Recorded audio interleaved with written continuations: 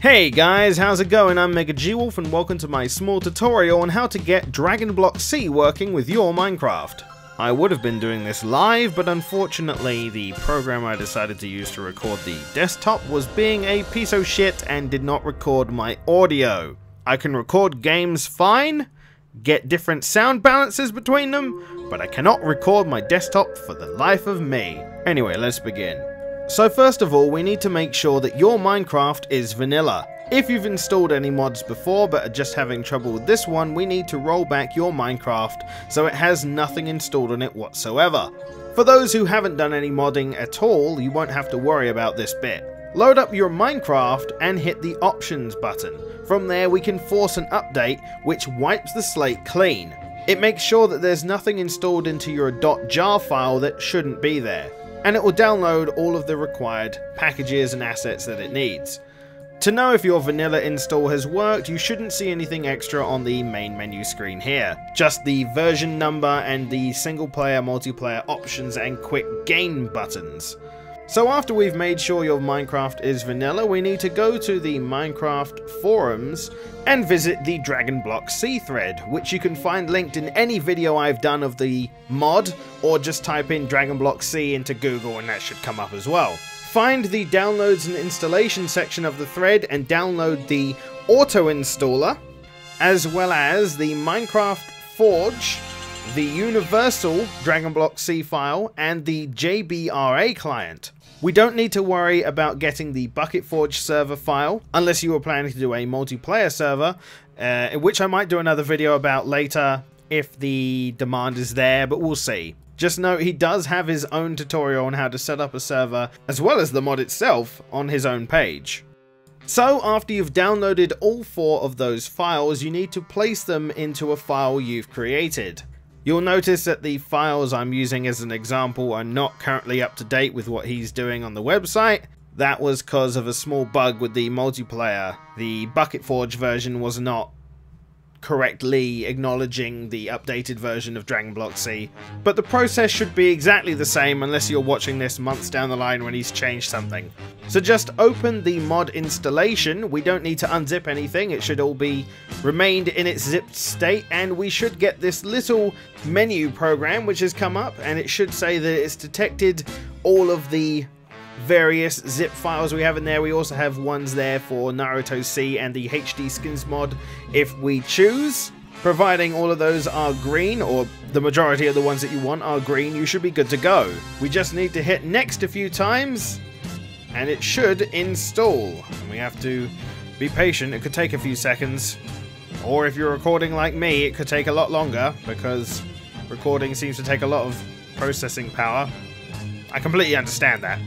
I'm just stalling for time at this point. Installation successful. Hopefully that should be fine. Just click out of that and he gives you a bit of information like, hello, thank you for downloading this mod. You can follow him on his Facebook and Twitter, as well as donate to him if you see fit. That is entirely up to you. So hopefully if that successfully worked for you, we just need to load up our Minecraft. And when you log in, you should see something different. You should see this little menu come up here, this loading bar that said hello. And when you get to the title screen, you should notice a few things have changed. For example, we have a lot more information down in the bottom left, as well as it saying how many mods have loaded, as well as an actual mod button, which tell us which mods have been installed, like Dragon Block C and the beta renderer. You should be able to just create a new world real fast, and just hit the J key to make sure that the leveling menu comes up, and everything should be fine from there. If that comes up, that means you've got everything installed correctly, and you should be able to play away. Now, of course, for some people, that doesn't always happen. For example, a friend of mine had an issue with Mineforge. So, if the auto installer doesn't work, we're going to install the mods manually. That might sound like a lot of work, but really you only have to do it to one mod and then just add the zipped folders to another folder. What you do need, however, is your Minecraft.jar. Now if you go up to the bar here on the top of one of your folders and type in the %key, app data, then the %key again and hit enter, it will take you to your roaming folder. You can also search for it by your start menu. Then we need to go into your .minecraft folder. Then the bin folder and your Minecraft.jar is located in here. Now, to add Mineforge to the .jar, we're going to need to open these bad boys up. You don't have to worry about searching for Mineforge, as the creator links to the copy that works on his thread. But the program I recommend for this is 7-zip. Now, you don't have to use 7-zip, WinRAR will work just fine, and I believe it works in a similar way to what I'm about to show you, but I just like 7-zip, it's a really easy to use program, so yeah, to each their own. Once you have that installed, or WinRAR, you right-click the Mineforge folder, and in your drop-down menu, you should see a 7-zip option. Open the menu to that and go to Open Archive. This will open the zip so you can see inside without really opening the zip or unzipping it. We need to then do the same to our Minecraft.jar. Then in your Mineforge, you just Ctrl-A to select all and drag over to the Minecraft.jar, copying everything over. Now, I've been told by certain modders to delete the meta-inf file, but some modders have told me not to, so I think you really have to check the thread to make sure whether they say it's required or not.